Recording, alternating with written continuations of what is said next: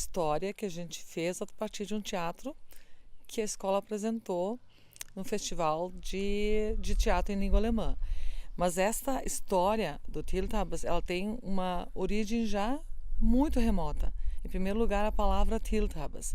Til provavelmente vem da saga, da lenda do Til Eulenspiegel, que é, na verdade, um cavaleiro medieval que pregava peça nas pessoas. Esse é o Til Eulenspiegel. Mas quando os imigrantes vieram para cá, e como eles falavam dialeto, eles diziam a palavra Tabas. Tabas é o bobão, é o babaca. E essa ideia de pregar peça em alguém está presente nessa história do Teletubbies que se fazia aqui. Na verdade, toda pessoa que não conhecia o Teletubbies, para essa pessoa era pregada essa peça. Então o que se fazia? Quando a pessoa chegava numa família ou tinha alguma festividade, alguém pagava o pato, como se diz, né? Era o bobão da história. Então ele era levado de noitezinha junto para caçar o Teletubbies, como se o Teletubbies fosse um bicho. E cada um fantasiava o Teletubbies de uma forma diferente. Então a primeira ideia era deixar essa pessoa no mato, juntos, eles iam todos juntos, ele ficava no mato segurando o tal do saco e os outros é que ajudavam a arrebanhar, vamos dizer, a tocar esse Teletubbies para dentro do saco. Só que essa pessoa ficava a noite toda sentada e não vinha Teletubbies nenhum, porque os outros iam para casa dormir e ele acabava sendo o bobo da história. Mas aconteceram muitas coisas com isso. Hoje esse pregar a peça em alguém certamente daria caso de polícia que não pode mais ser feita. Há pouco tempo ainda na escola evangélica Voti ainda era feita essa história. Ainda era pregada a peça nos novatos que chegavam no internato. Mas hoje não pode mais. Então, a história é da imigração alemã. O Til Eulenspiegel é esse cavaleiro que pregava peças da idade medieval. Só que isso foi juntado, então teve essa ideia de também pregar peças nas pessoas, mas hoje ninguém mais faz bobo de ninguém. Né? Hoje talvez ninguém acompanharia o mato e ficaria lá sentado a noite toda esperando que este animal corresse para dentro do saco e eles pudessem então saber quem era o Teletubbies. Então eu acredito que o Teletubbies é uma história que a gente precisa, além de assistir no palco, a gente precisa poder saber o que realmente aconteceu na escola alemã. Ele é uma figura tanto quanto essa história que ninguém esqueceu ainda, que é o Til Eulenspiegel, que é da literatura alemã. Então, o valor disso tudo está em conservar uma história, mas também conservar essa cultura que é, na verdade, uma lembrança, um resgate de uma lembrança da cultura alemã, que seria aqui dos nossos Hunsrücker, que é uma atividade, uma brincadeira que é uma história.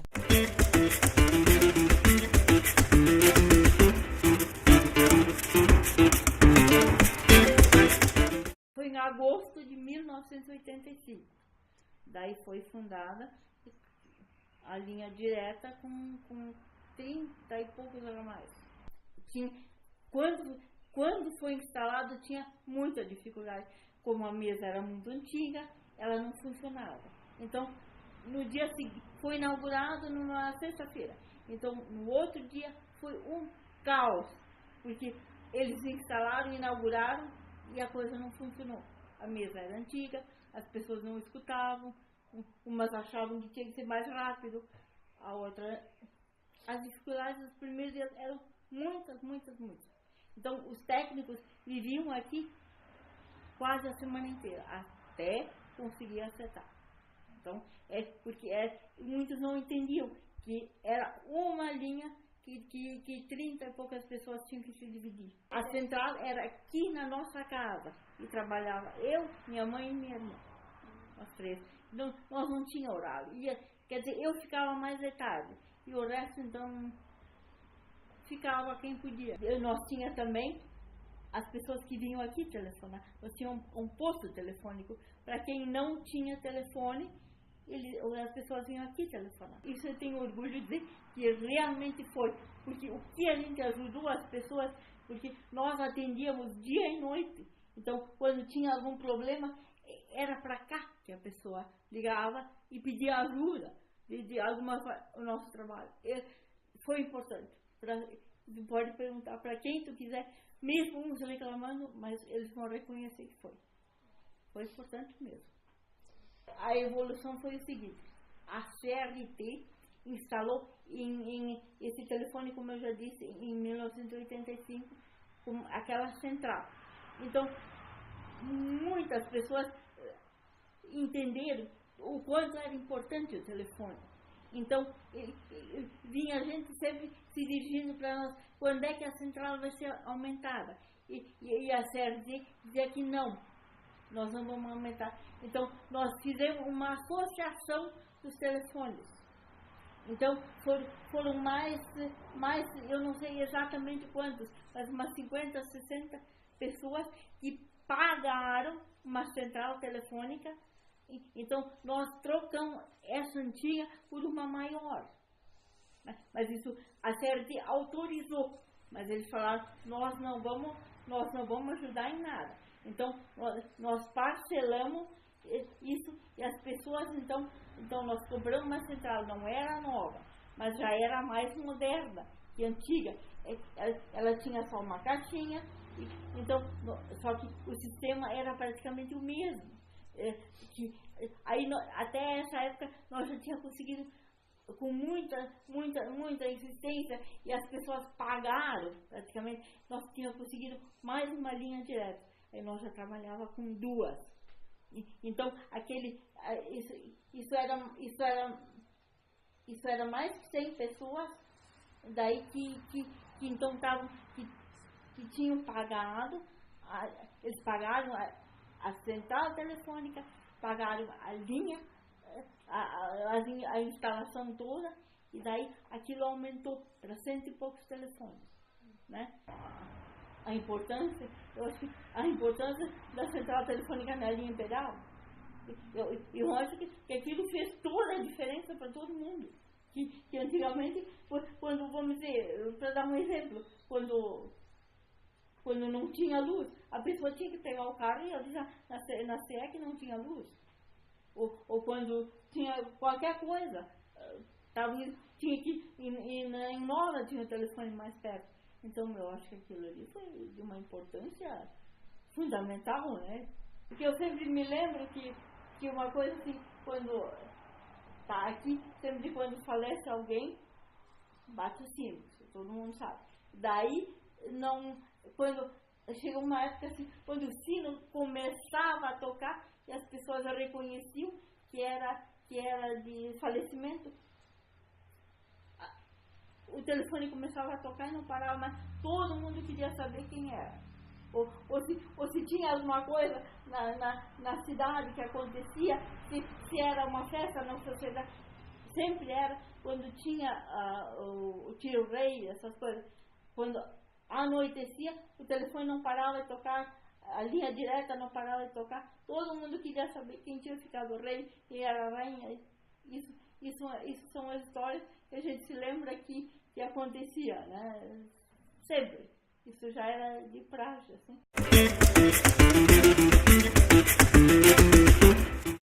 Uma história para contar. Eu sempre acho interessante a história do meu pai, assim, porque ele, na realidade, meu pai e minha mãe são pessoas muito simples, né?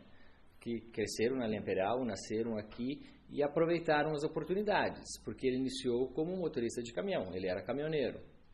Eu me lembro dele fazendo transporte de Porto Alegre para Canela, Gramado, todos os dias. Era muito normal isso.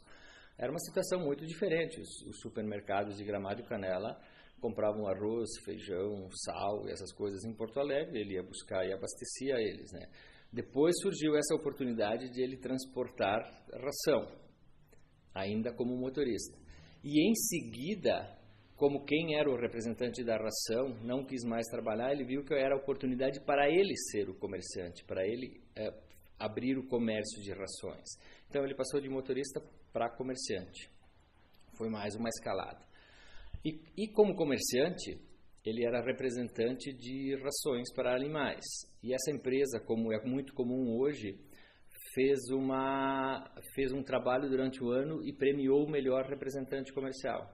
E ele foi escolhido no Rio Grande do Sul como o melhor representante comercial, como o representante, como o comércio que mais vendeu daquele tipo de ração, era uma empresa francesa, e com isso ele ganhou uma passagem e uma estadia na França por uns dias. Então imagine lá nos anos 70, quem nunca tinha andado de avião, quem nunca tinha saído de Nova Petrópolis, teve uma oportunidade de ir para a Europa. Era uma coisa muito rara, uma coisa assim muito extraordinária. O casal indo para a França. E lá em contato que eles viram que além do comércio de rações existiam outras oportunidades. Que eles poderiam também sonhar em abrir um incubatório, que também não existia aqui, ou seja, comprar matrizinhas, comprar pequenas aves, produção de ovos, comprar uma chocadeira, produzir pintinhos e vender esses pintos. Então lá que surgiu essa nova oportunidade, mais uma vez ele abraçou a ideia, foi para São Paulo para comprar essas matrizes, foi para São Paulo para comprar uma máquina, a primeira máquina incubadora, que hoje tem 38 anos, né? Então foi 38, foi no início dos anos 80, finalzinho dos anos 70, e botou a primeira incubadora. Então eu acho a história muito importante, assim, a gente saber aproveitar as oportunidades, né? Elas surgem e tu saber agarrar essa oportunidade. Ele poderia ter continuado um motorista, não ter dito, eu não quero abrir comércio, eu não vou me preocupar com isso, eu vou continuar motorista e essa é a minha vida. Mas quando surgiu a oportunidade, ele quis ser comerciante. Quando ele conseguiu ir para a Europa e viu que existia um outro universo de avicultura, ele pensou, eu posso produzir pintinhos. Daí ele começou a produzir pintinhos. Daí ele percebeu, quando estava produzindo pintinhos, que também podia ter um frigorífico, que podia, além dos pintinhos, podia criar os frangos e abater, e ter um frigorífico, abater os frangos e comercializar eles em supermercados. Então, claro que daí nós já participamos na compra do frigorífico, eu já participei, meu irmão já participou, minha irmã, nós já éramos adultos. Mas, enfim, é uma empresa familiar que aproveitou as oportunidades. Assim, quando surgia alguma coisa, se dedicava, estudava o assunto, ia atrás e acompanhava. Então, com orgulho, a gente diz hoje que chegou graças a isso, né? E eu acho que é um lema que continua na empresa, assim, a gente aproveita as oportunidades, né? Hoje mesmo no frigorífico, posso te citar um exemplo. Hoje nós abastecemos todas as galeterias do Rio Grande do Sul, que é esse galeto Primo Canto, que aqui na Nova Petrópolis tem o Piccolo Pollo e o Mr. Bean. Vocês às vezes ouvem comerciais do Di Paolo, do Canta Maria, esses nomes todos, né, que são Gramado, Caxias, Porto Alegre, tem inúmeras. Hoje são 80 galeterias. E tinha uma outra empresa que produzia esse produto. E ela não teve mais condições de fornecer porque ela faliu, né? Daí surgiu a oportunidade para nós, vamos produzir também galeto. Aproveitamos a oportunidade e hoje somos o único produtor de galeto do Rio Grande do Sul e é um produto mais importante que nós temos, porque ele é exclusivo, só nós produzimos, então é uma relação comercial diferente. Então a gente sempre fica atento, eu acho que isso é muito importante, assim, as oportunidades surgem na vida profissional da gente também, né? Surge uma oportunidade, a gente precisa estar atento, precisa estar disposto a agarrar ele com unhas e dentes essa oportunidade. Porque elas não surgem sempre. Quando elas surgem, a gente tem que estar atento, tem que estar disposto e tem que se dedicar para levar isso adiante. Assim é o município, né? A economia do município também não é muito diferente. As oportunidades apareceram. Nova Petrópolis apareceu a oportunidade de ser uma cidade turística. E ela aproveitou essa oportunidade. Ela se dedicou e criou novas ferramentas, hotéis, restaurantes, o município se empenhou em abrir novos pontos turísticos. Então, as oportunidades surgem, né? Elas acontecem. É importante nós, como pessoas, se ela é na vida profissional, estarmos atentos, ou se é na empresa, estar atento a essa oportunidade. Eu tenho que agora agarrar com unhas e dentes. E o município não é diferente, né? O município também, ele tem que estar muito atento a essas mudanças de, agora eu tenho que ir para esse caminho, porque essa é uma nova tendência.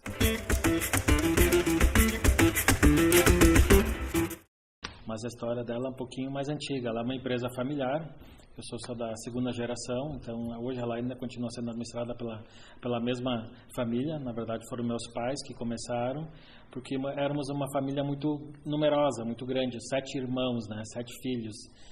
E aí eu e o Eduardo somos os filhos mais novos, e os outros filhos, nós tínhamos recém-nascidos e outros, tudo filhos pequenos ainda, né? Precisava de roupa por inverno. Os invernos naquela época ainda eram mais rigorosos do que são hoje. E aí minha mãe começou a fazer roupa para os filhos. E aí todo mundo, os vizinhos, parentes gostavam. Aí pediam, não, mas eu também quero. E aí ela começou comprando uma pequena máquina artesanal. E aí ela foi tendo sucesso, todo mundo queria as peças, né? E naquela época todo mundo ainda fazia o pedido, né? E ela ia, tirava a medida da roupa e aí tecia de acordo com o modelo, a cor, como a pessoa queria. E aí com isso, em 70, isso foi nos anos 1970, 1971, então oficialmente em 73 ela criou a empresa, daí já começou a comprar máquinas e aí ela foi crescendo. Então ela foi uma pioneira aqui na cidade, na região, e quando a gente consegue ainda, com o profissionalismo, com a dedicação, manter essa tradição, uma malharia bastante tradicional, que tem uma grande história aqui na cidade. Claro, depois disso, nos anos 80, 90, dezenas de malharias surgiram aqui na cidade e também na região, Caxias, Farroupilha, mas com certeza a Imperial foi uma das primeiras, né? Foi uma das precursoras, e a gente sempre se dedicou muito, investindo, apesar de ser uma empresa familiar, mas investindo no profissionalismo, investindo em tecnologia, em maquinário, importando maquinário, fazendo pesquisa de produtos, desenvolvendo novos mercados. Desenvolvemos uma nova marca, então hoje a gente trabalha com malhas Imperial, que é um produto para adulto, masculino e feminino. E em 2002, 2003, a gente desenvolveu também um produto exclusivamente, uma marca exclusiva para infantil, que é a Vira e Mexe. Então, hoje a gente trabalha com lojas próprias, trabalha com representantes, loja virtual, e adulto e infantil, e então a gente consegue manter o negócio com sucesso, né? Uma das características muito fortes do nosso produto, principalmente infantil, do adulto também, é essa coisa de ser mais artesanal. Apesar de a gente usar a tecnologia, mas o produto tem que ter aquela coisa mais artesanal da apresentação do produto, do acabamento, da dedicação na peça. A gente tem uns funcionários, a malharia tem 45 anos, mas tem pessoas que trabalham com nós há 25, 30, 35 anos, então é como se fosse uma grande família, e o pessoal se dedica muito para que a gente tenha um produto de qualidade, bem acabado, e os produtos infantis, que essa questão do trabalho artesanal, dos bordados, dos pequenos detalhes que vão fazer a diferença do produto. Eu acho que isso tem um pouco dessa tradição, dessa história alemã, né, que a gente sempre foi muito artesão, né, dos bordados, acho que isso é uma coisa que remete à nossa cultura. Antigamente a gente falava, pela cultura, pela língua, chegamos à cultura. E hoje, com a mudança, que pela dança, que é um lazer com participação, nós chegamos à cultura. A gente tinha a vontade de dançar, de participar, mas não se tinha o dinheiro. Eu até lembro de nós fazendo pedágio aqui na RS, na frente da sociedade, fazendo pedágio para arrecadar fundos para a gente investir nos trajes e coisa, né? A gente pegava, os carros iam parando, lembro hoje ainda, os guris, até a entrada do Pinhal, os carros parados e eles passando e recolhendo dinheiro e coisa. Daí se fez fornadas de cuca e coisa, se vendia cuca. Aí tinha uns 3 casais dançando num palco ali que a prefeitura cedeu para nós. Os primeiros trajes foram trajes muito simples, não se tinha muito recurso, e isso há 30 e poucos anos atrás, então também não se tinha muito acesso à pesquisa, a pesquisa de como que eram, mas sempre se tentou fazer inspirados nos trajes boêmicos, né, da boêmia mesmo. Tínhamos a ajuda da Frau, que nos ajudava com alguma orientação de como eram, algum bordado, né, e aí realmente se fazia ele bem simples, e à medida do ano que se tinha mais verba, a gente incrementava, né.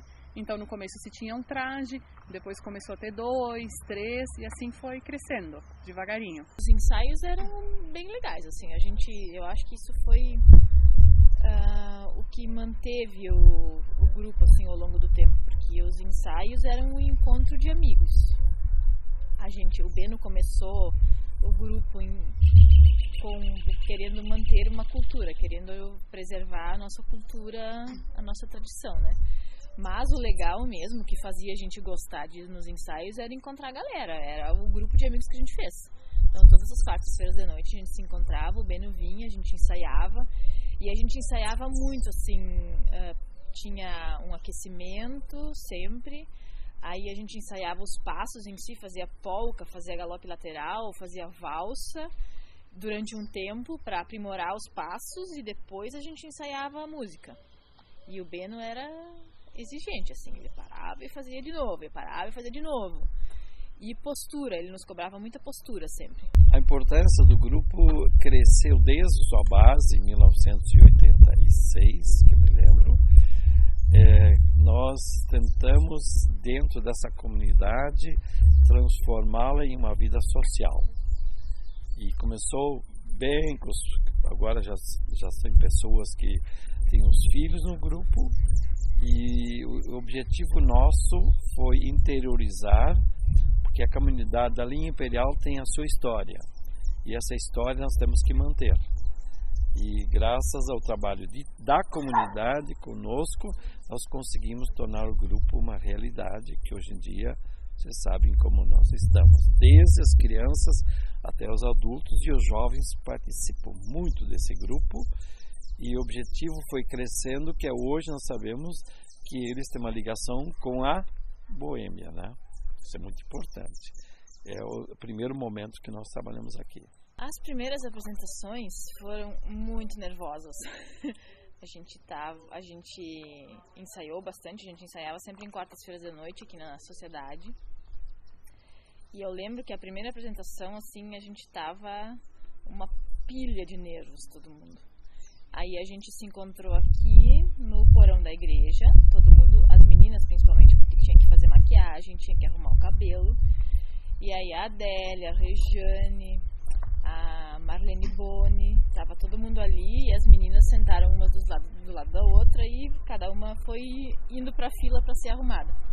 E eu lembro que eu tava muito nervosa, assim, tava todo mundo preocupado, porque a gente ia dançar aqui no pavilhão.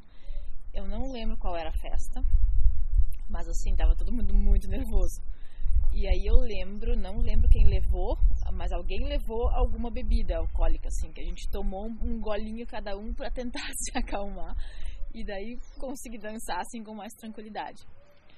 Mas, eu me lembro que deu tudo certo. Eu acho que a apresentação foi legal, assim, mas a gente dançava tremendo, assim, olhando um pro outro, assim, tentando sorrir e não transparecer, mas óbvio que todo mundo notou, né? Quando botava um traje, subia no palco, a alegria tomava conta, não tinha problemas.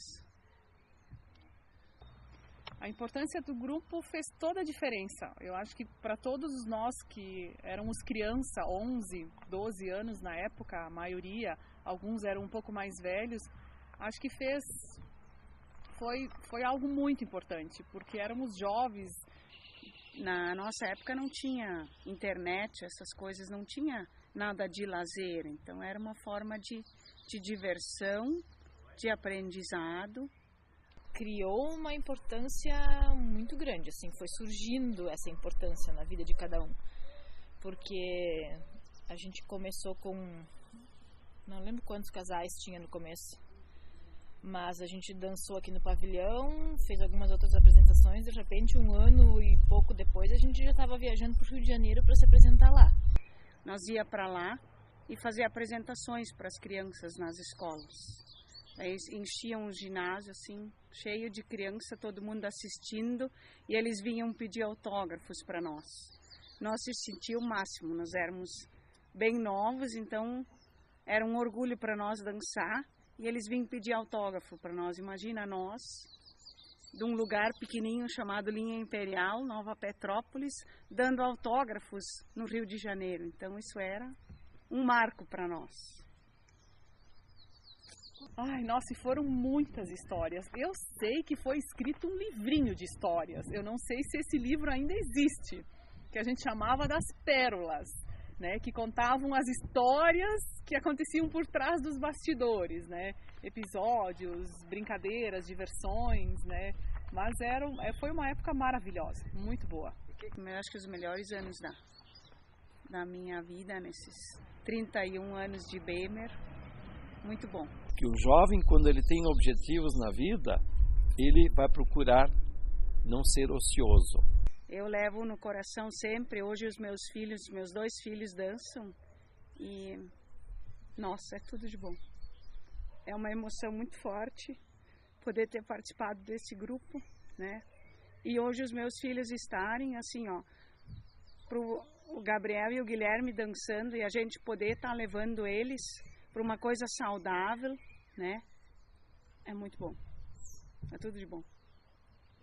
Nós hoje temos ciência de que a cultura dos imigrantes está valendo agora dentro da cultura brasileira também como uma das línguas existentes no Brasil.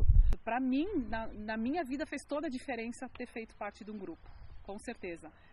Na questão de amadurecimento, né, dessa coisa do cooperativismo, de ajuda, de família, fez toda a base, foi muito importante.